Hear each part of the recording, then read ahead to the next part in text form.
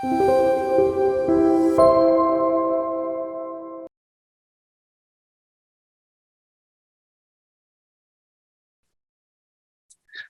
세계는 지금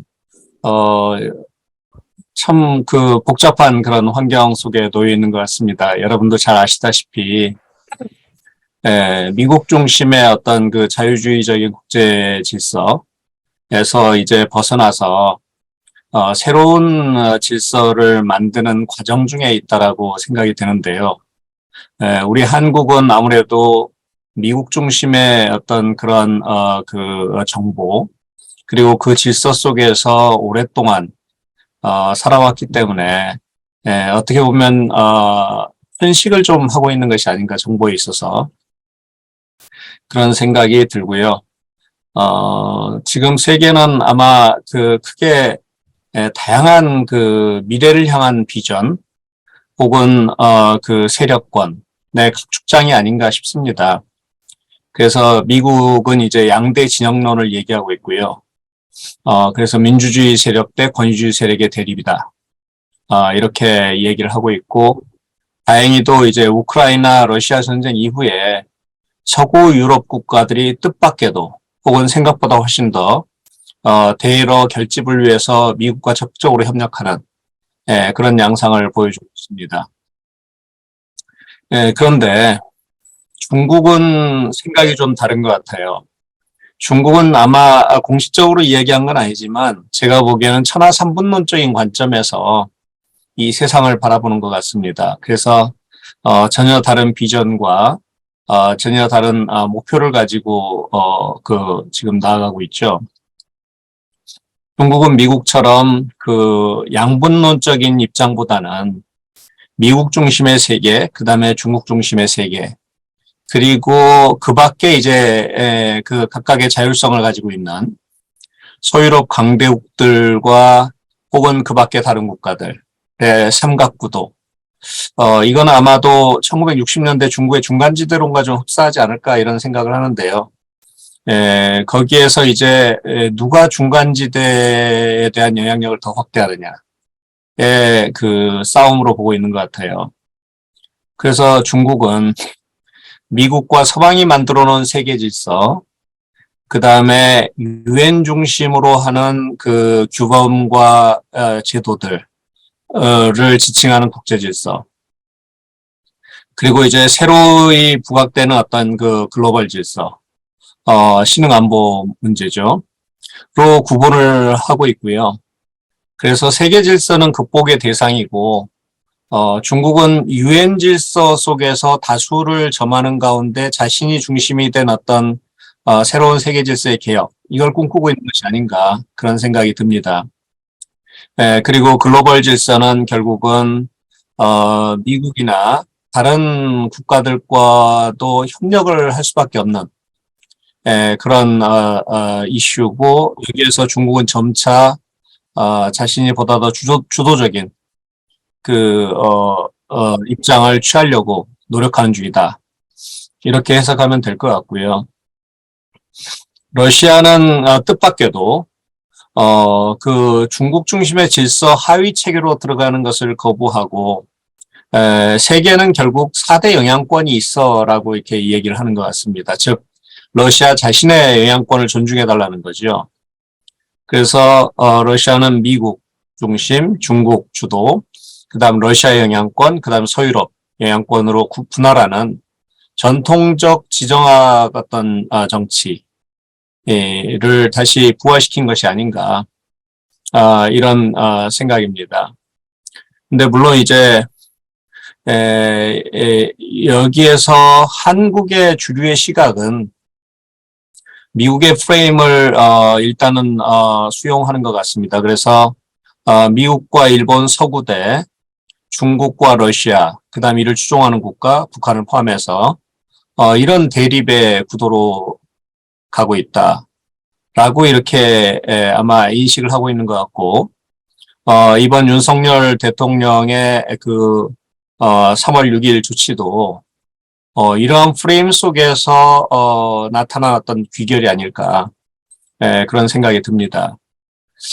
그런데 과연 이 세계가 이렇게 그 양분화된 세계로 해석할 수 있느냐, 그리고 그렇게 갈 것인가에 대해서는 우리가 좀 더 고민을 해봐야 되고, 그 사이에 나름대로 어떤 틈새들이 좀 많이 있지 않는가, 그리고 다른 양상도 있지 않는가, 이런 생각을 해봅니다.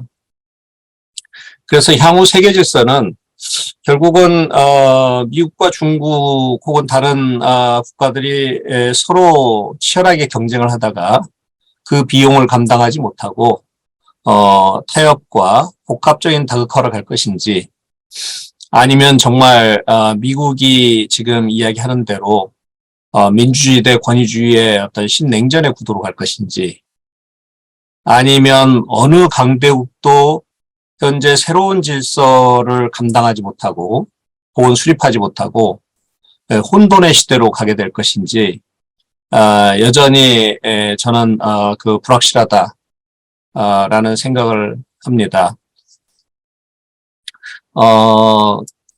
다음 장으로 넘기면, 이 국제 정치 경제 질서의 변화는 크게 제가 그 세 가지 시기로 나누어 봤는데요. 그 냉전 시기와 탈냉전 시기, 그리고 지금은 신냉전 시기라고 일부에서는 부르고, 저는 신냉전이라고 쓰는 개념을 사실은 좀 조심스럽게 혹은 자제하려고 노력하고 있습니다. 왜 그러냐면 벌써 신냉전이라고 하는 순간 우리가 선택할 수 있는 폭은 대단히 좁아들거든요. 냉전 시기에는 이제 진영화했고, 여러분도 아시다시피 다음에 이제 보호주의가 대단히 강했고, 안보 위주였고, 양극화의 세계였죠. 탈냉전 시기에는 이제 미국 중심의 자유주의, 전면적 세계화를 추진했고, 그 다음에 이제 그 미국의 패권에 기반화해서 그 시장, 즉 경제 우위의 어떤 시대를 이제 구가했죠. 그런데 그 시기가 너무 빨리 끝나는 것이 아닌가, 그런 생각이 듭니다. 그래서 이제는 그 다시 국가 중심주의가 부활하고 있고요. 근데 물론 여기에서는 이제 시장이 지금 그게 잠잠한 형태지만, 사실은 국가의 지나친 어떤 그 개입, 간섭에 반발하는 기류도 사실은 만만치 않지만, 현재 분위기가 워낙 국가 중심주의적이고 안보 중심주의적이어서 그리고 안보와 경제가 일체화되는 세큐러타이제이션이라고 그러죠. 안보화 과정이 진행되고 있어서 상당히 지금 일단은 상당히 조심스러운 그런 입장입니다. 그리고 이제 그 미국이 추진했던 전면적 세계화는 사실상 중단된 상태고요. 앞으로 회복될 것 같지는 않습니다. 당분간 주요 이슈 영역에 있어서는. 그럼에도 불구하고 그 전면적 세계화가 가져왔던 경제의 어떤 세계적 분업화 로 나은 어떤 그 상호 의존의 세계는 많은 부분에 있어서 여전히 유효할 거다. 그래서 이제 제가 복합적인 그 체계, 그리고 다극화주의가 현재 나타나고 있다라고 저는 진단을 하고 있습니다.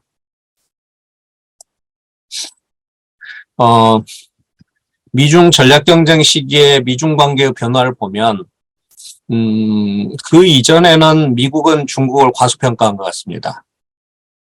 그래서 중국은 결코 세계 강국으로 부상할 수 없고, 그 이전에 이제 민주화될 거다라는 생각을 가졌고, 그런데 트럼프 시기부터는 분명하게 중국의 의도는 세계의 패권을 추진하는 것이 아닌가 라는 쪽으로 주류 사고가 확실하게 변화한 것 같습니다. 이거는 이제 그 트럼프 시절에 그 대표적인 전략가들, 그 다음 바이든 시절에 그 롱게임입니까? 루스도스 뭐 이런 그래서 아주 잘 나타나고 있죠. 그래서 그 시절에 이제 변화를 보면, 트럼프 초기에는 미국의 힘을 과신하면서 중국을 강하게 밀어붙이면 중국이 거의 이제 항복하거나 양보할 걸로 생각을 했던 것 같습니다. 그러면서 그게 잘 안 되니까 트럼프 이제 말기로 가면 아주 강하게 밀어붙이죠. 신냉전 초입기라고 할 정도로 중국 체제에 대한, 그리고 중국 최고 지도자에 대한 공격으로 나타납니다. 그런데 결과는 사실 참담했죠. 미국의 동맹국들은 미국에 대한 신뢰가 약화됐고, 그 다음에 원래 목적으로 했던 미중 간의 무역 적자는 오히려 더 늘어났습니다. 그래서 이제 바이든 행정부로 들어서면, 트럼프식으로 이제 중국과 싸울 수는 없겠구나라는 생각을 하게 되는 것 같습니다. 그래서, 중국이 채택한 장기적인 전략을, 미국도 이제 채택하면서, 전략적 경쟁이 장기전이다라는 생각을 분명히 갖게 된 것 같습니다. 두 번째 인식은 이제, 생각보다 미중 전략 경쟁이 간단치가 않구나. 이제 관건적인 시기에 우리가 도달했구나. 이런 생각을 미국도 갖게 된 것 같습니다.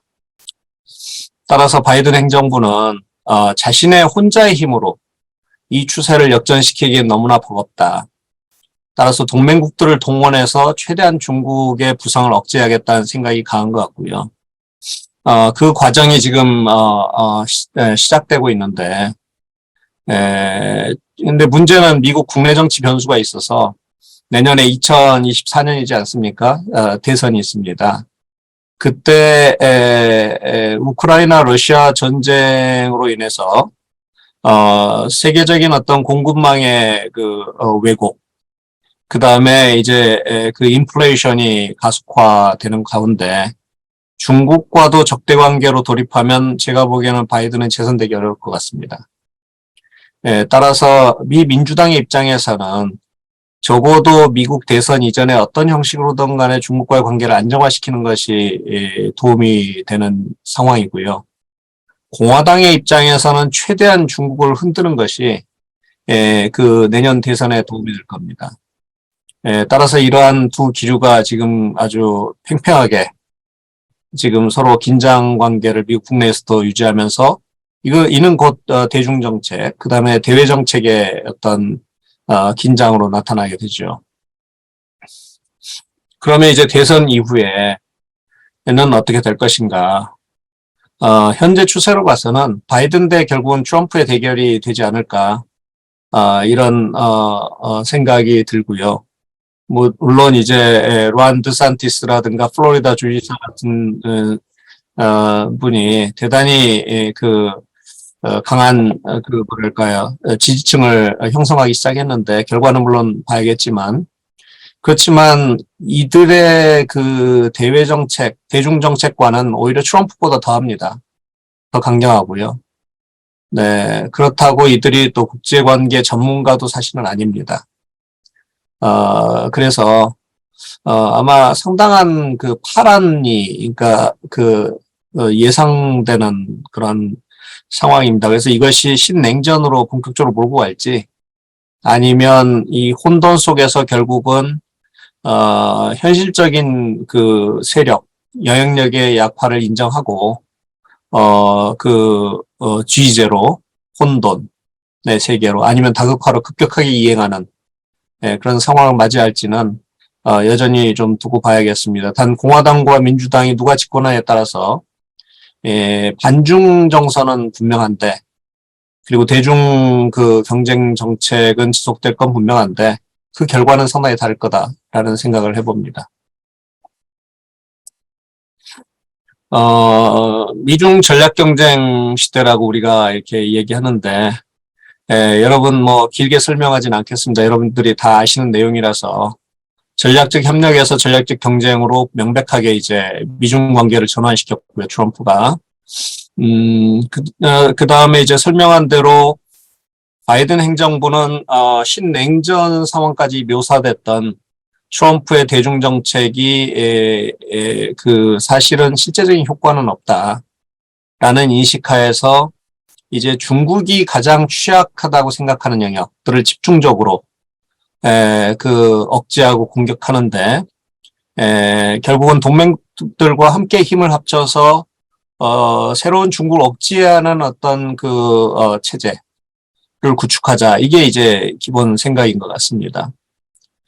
그래서 특히 이제 반도체라든가 미래 핵심 산업, 과학기술 이쪽 분야에서 집중적으로 중국과의 교역을 억제하고 중국이 새로운 어떤 그 역량을 형성하는 걸 저지하고자 하는 노력을 강화하고 있고요. 두 번째로는 제가 미국에 가봤더니 미국의 국내 정치상 대외 관계를 혹은 동맹국들을 고려할 만한 여지가 별로 그렇게 많지는 않습니다. 거의 국내 정치 위주고요. 그런 상황에서 이제 우리가 계속 지금 당혹스러운 그 결과들을 맞이하고 있죠. IRA 법이라든가 그다음에 최근에 반도체 법들은 거의 이제 미국 보호주의, 자국 이익주의 뭐 이런 거 아니겠습니까? 그래서 이제 미국과의 동맹 관계를 통해서 모든 문제를 풀어나가고자 했던 한국의 기존 보수 입장, 한국의 외교 정책, 이거는 뭐 사실은 그 민주당이나 한국의 이제 그 국민의힘이나 혹은 그 전신 저 정당들도 미국을 중심으로 이 모든 세계의 질서를 바라보고 그 다음에 대처해 나간다는 입장은 차이가 없었던 것 같습니다. 사실은 그 각각의 또 다른 세컨 소웃이 어땠는지는 뭐 각각 차이가 좀 있을 수 있지만 그런데 문제는 바로 그 미국이 변했다는 겁니다. 그러니까 우리의 기억과 우리의 경험은 과거에 머물러서 과거로부터 이제 그 미래에 대한 교훈을 찾고자 하는데 문제는 그 미래의 미국이 급격하게 변해가고 있다는 겁니다. 그 이제 갭을 어떻게 우리가 맞추느냐. 이것이 상당히 우리한테 지금 도전적 과제로 다가오고 있고요. 안타깝게도 한반도에서의 역사상 한반도의 그 어떤 정치 체제 혹은 왕조가 이런 국제 정치 질서의 대변화에 제대로 적응한 적이 거의 없었던 것 같아요. 대부분 전쟁으로 귀결되거나 아니면 침탈을 당하거나 아니면 나라가 정말 망하거나 뭐 이런 역사를 우리가 지금까지 거의 반복해 왔죠. 그런데 아마 역사가들이 바라본다면 현재 미중 전략 경쟁 시기는 바로 그러한 새로운 어떤 질서의 변화, 체제의 변화를 우리가 직면하고 있는 것이 아닌가 그런 생각을 하고 과연 우리는 여기에 대해서 적절하게 대응하고 있는가 이런 고민을 하지 않을 수 없는 그런 시기입니다. 그래서 분명한 것은 미국 단독 패권의 시기에는 이제 시대는 사라졌다. 그건 미국도 그렇게 생각지 않는다. 그것이고요. 여기서 그렇다면 어떻게 이제 소위 말해서 그 like-minded 혹은 allied 혹은 friendly 그 국가들이 이제 서로 담합해서 상대를 견제할 것인가의 문제가 이제 주 이슈로 떠오르긴 하는데요. 근데 그 세계가 생각보다 훨씬 더 복잡하다는 겁니다. 외향적으로는 이제 아주 강하게 대립하는 것 같지만 실제 보면 미중 간의 교역 규모는 훨씬 늘어나고 있거든요. 그리고 이번에 깜짝 놀랄 게 이제 중국의 배터리, 제1의 배터리 기업하고 미국의 포드가 협력하겠다고 나온 거 아니겠습니까? 그리고 여러 가지 그 에피소드들이 많습니다. 이 국가의 정책을 넘어서서 기업의 이익이 사실은 우선되고 그에 따른 움직임들이 이제 있는 것. 미중 전략 경쟁이 그렇게 심화되는데도 애플과 테슬라는 오히려 중국에 대한 투자를 강화하죠. 물론 지금은 조금 상황이 달라졌지만 독일도 비슷합니다. 네.